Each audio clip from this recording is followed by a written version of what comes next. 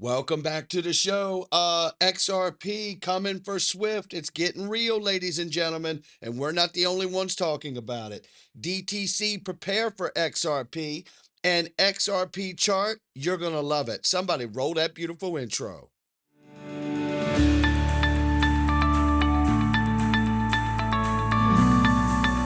Digital Perspectives with Brad Kimes. Come on in.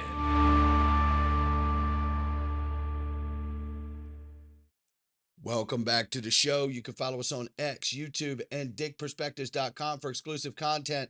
Right now, $4.11 trillion market cap for crypto. The market is up 0.6%. Bitcoin 115,400 plus, Ethereum 4,500 plus, XRP $3.04. We're up 1.1 on the 24, and it's the same on the 7-day. Look at the range of price, range between 297 and 304. We will keep an eye on it. I do want to tell you right now about iTrustCapital, ladies and gentlemen. They have the best crypto, gold, silver IRAs on the planet, bar none.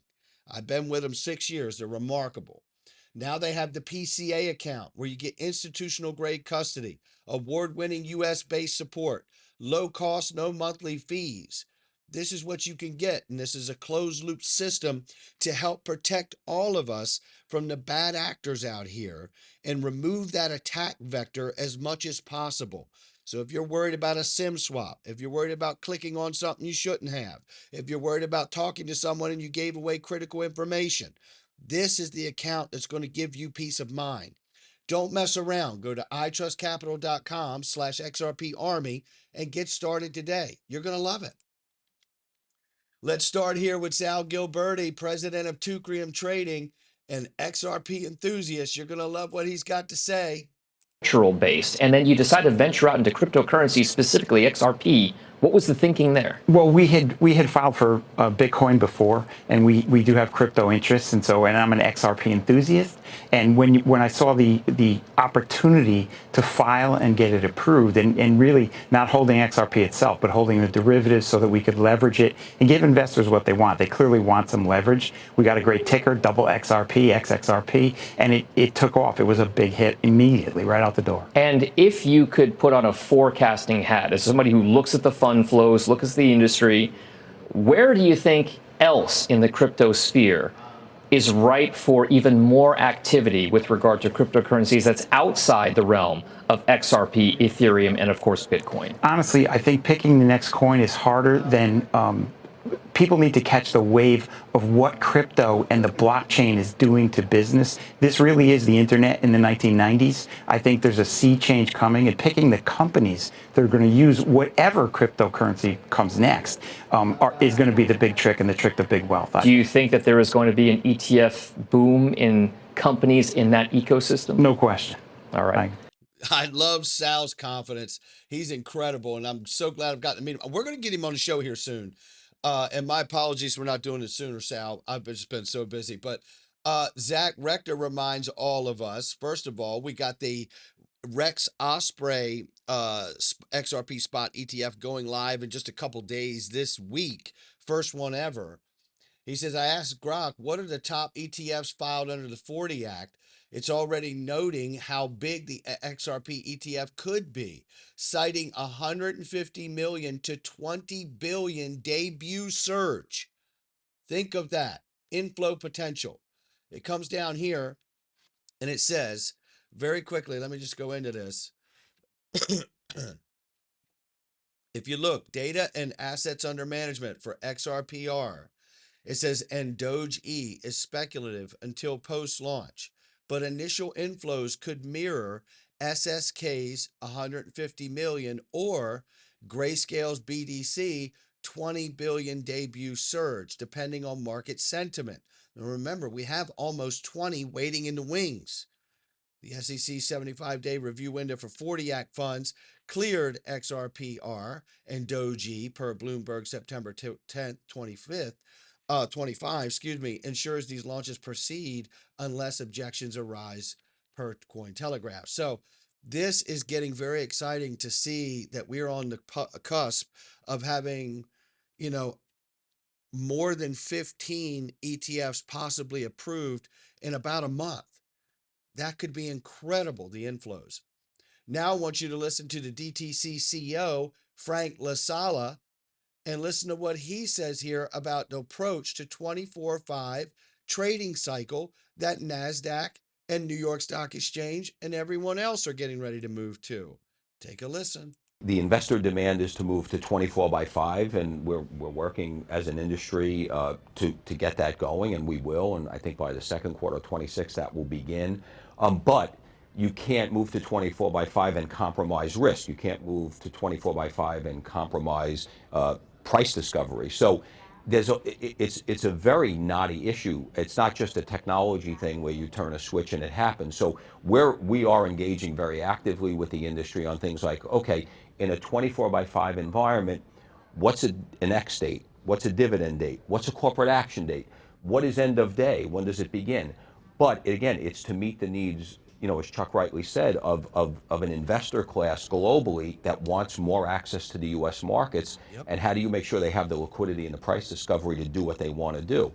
But again, I think it'll be another watershed event, and it will probably move other markets around the world to continuously have price discovery in certain asset classes when they want it, when it's convenient for them.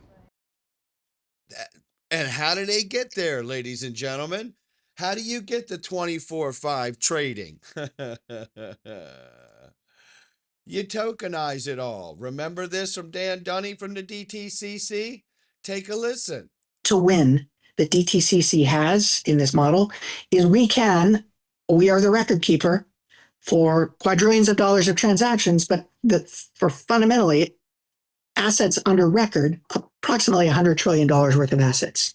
So unilaterally, without the need to engage anyone else, we can actually make it possible to tokenize $100 trillion worth of value. No one else can do that efficiently. So we have both a right and a responsibility to do that effectively for the financial markets, because it unlocks so much among those things that it unlocks. So we're building out those rails to do that, to make it so that parties can, within seconds, convert any traditional holding into token form to conduct transactions. So there you have it. That's how you get to 24/5. You tokenize $100 trillion worth because you can do it unilaterally. You don't need anyone else's permission. And once it's tokenized, guess what? Then you could use XLM and XRP that are illustrated in the DTC patent, which helps settle more than 4 quadrillion according to this particular post and article. How about that?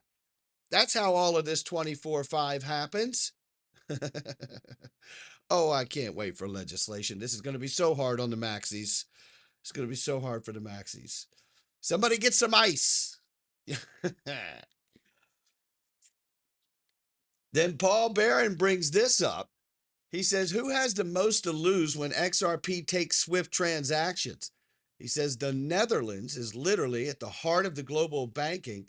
One of SWIFT's only 3 worldwide data centers is located in the Netherlands, processing all European financial messages for 11,000 banks. Key Dutch connections.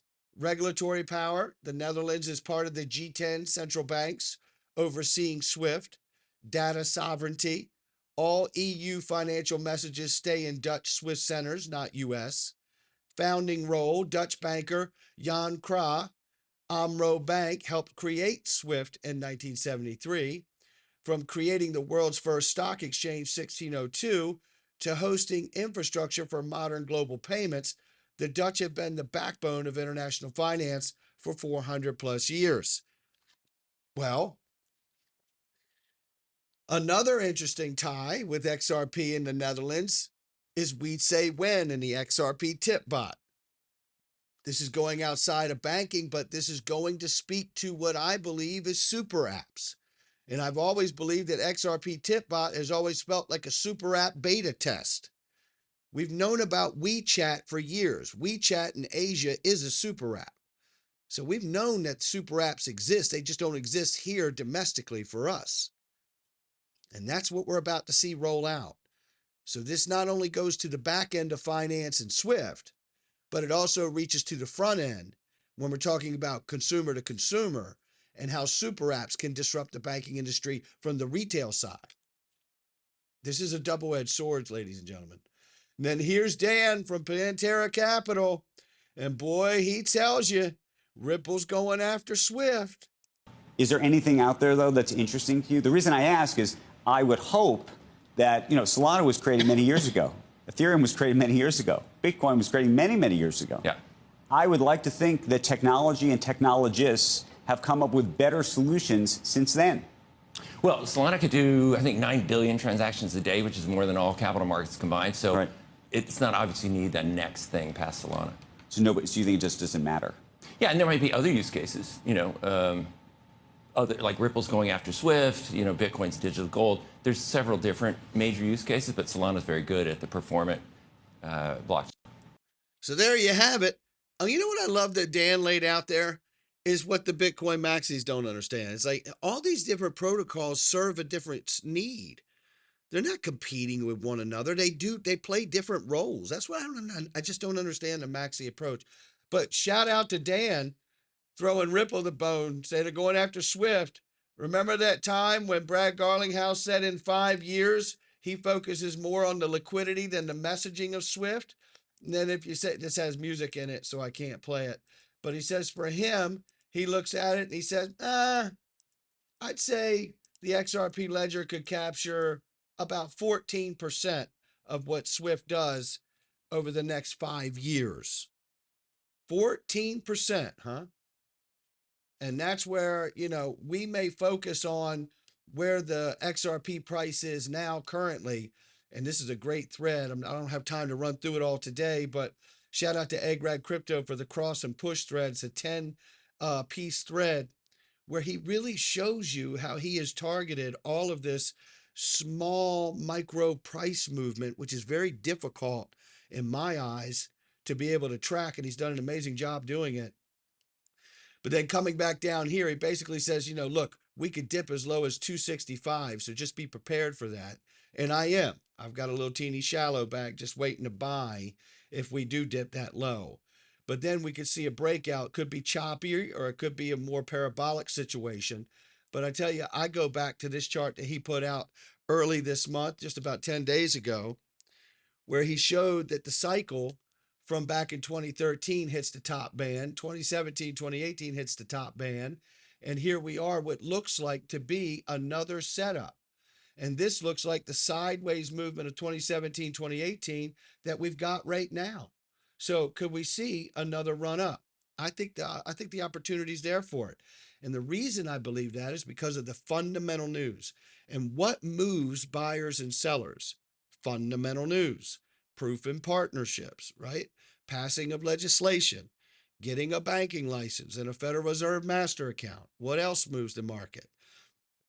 Approving ETFs to the tune of almost 20 in one time. All of these things are going to be very powerful, fundamental things that happen to inform buyers and sellers in the market. And once they do, it's going to be fun to watch them run. How high? No one knows, but I'm excited that we're here for it. Not financial advice from me or anyone else. It's just my digital perspectives. I'll catch all of you on the next one.